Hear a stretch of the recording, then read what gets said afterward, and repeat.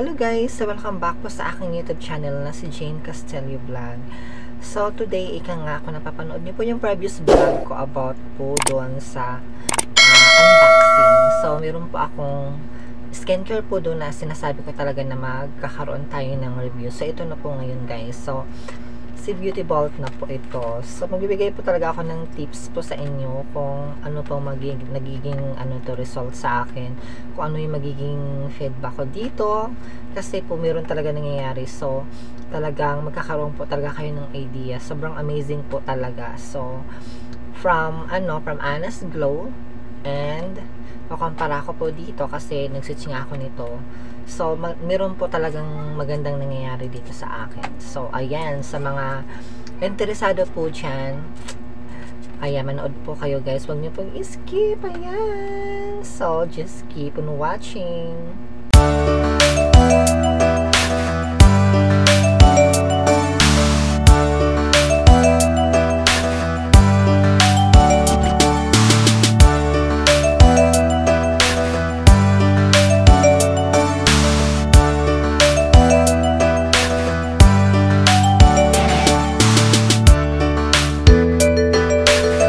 Again, so here na po tayo. So medyo maingay lang po talaga yung electric fan natin kasi medyo mainit guys. Hindi ko kaya na walang electric fan. So talaga nakatotok po talaga sa akin.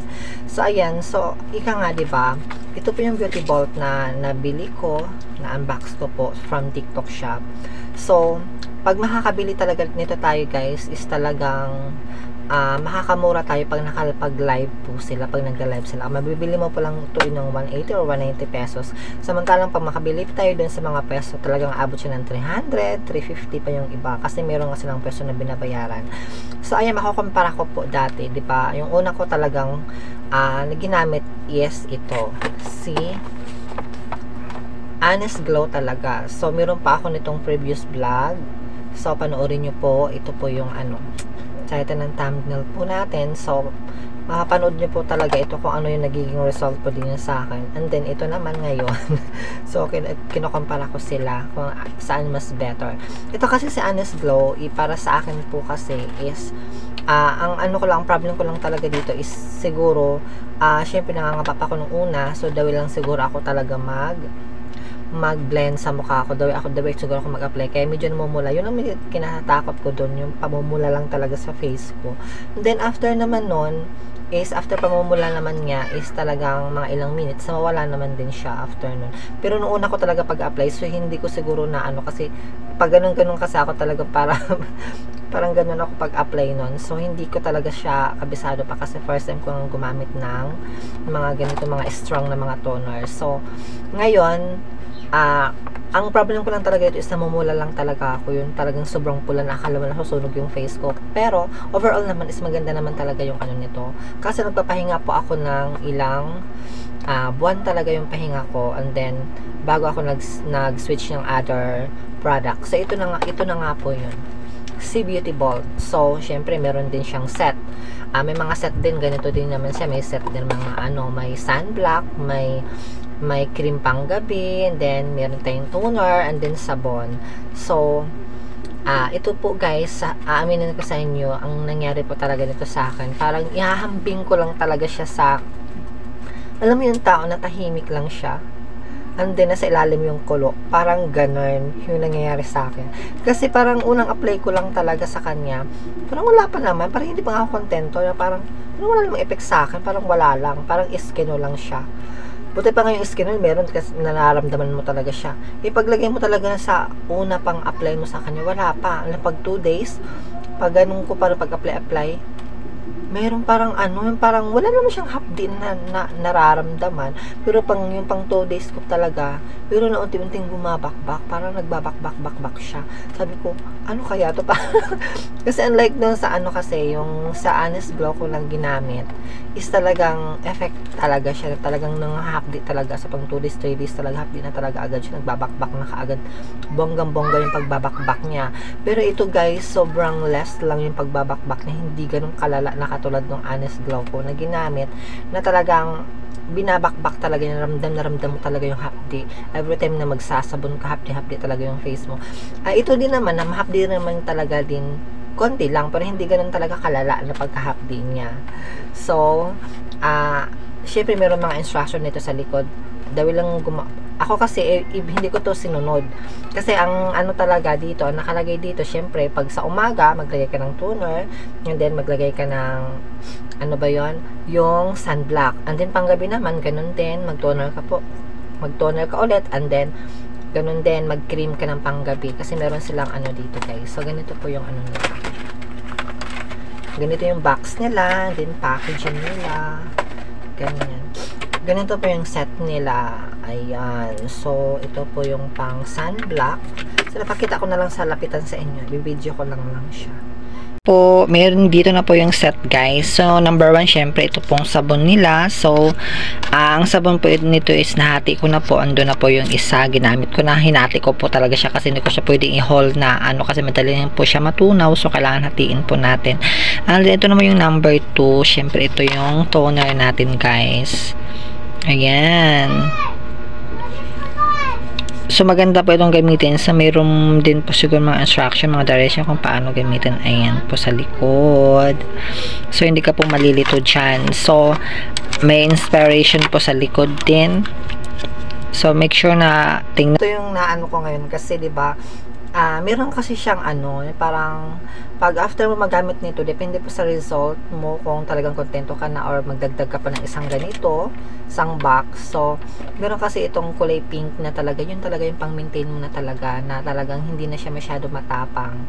So, ito kasi, dapat talaga guys, naturuan ko kayo pag mag-apply kayo ng ganito, kailangan yung ganitong pads. Diyos ko, huwag tayong gumamit ng cotton kasi yung toner po natin is sobrang talagang matapang. Sobrang matapang talaga sila. So, ganito dapat kasi pag magganyan ka po, maglagay ka ng ganyan. So, dapat konti lang talaga siya. Hindi siya ganun kadami ng basang-basa talaga yung ano. Tapos, pag ganun dap-dap, ganun lang, upward, ganyan lang siya. Hindi mo pwedeng pang ganun-ganon. So, hindi ko may mapakita talaga sa inyo, actual sa inyo kasi nga, mamaya pa akong gabi mag-apply kasi hindi ako pwede mag-vlog ng gabi kasi maraming tao na tulog na, so maingay po ako. So, kailangan ganun lang pag-apply mo. Talagang ganun lang, dap-dap-dap-dap lang siya. Ganun siya. So, hindi ka pwede magaganyan na parang ano mo talagang i-force mo talaga yung kamay mo sa ano. Hindi pwede kasi manipis na lang pala yung pagbumukha natin. Hindi pwede mag-ganon-ganon, dap-dap-dap-dap, ganon-ganon lang siya. Ganon, guys. Huwag nyo talagang subukan maganon-ganon ka, talagang sobrang effect na talagang masusunog yung mukha nyo. Dap-dap-dap-dap lang, yun lang yung gagawin nyo. Kasi, itong ginagamit po natin strong. So, hindi tayo gumamit ng ganitong cotton. Dapat nakaganito lang talaga siya kasi maano lang kasi ito manipis, so madali lang ma-absorb yung product na ilalagay natin sa amin. Madali natin mararamdaman na tama na yung nalagay natin. So, siguro 1, 2, 3, 4, pinakamadami na yung 5 na paglagay mo ng ganito, ganyan. Ayan. So, and then syempre sunblock, hindi po pwede na hindi kayo magka-sunblock and then magkikrim sa gabi. So, ayun, and the best po sa akin talaga. Para sa akin talaga ito, mas okay siya.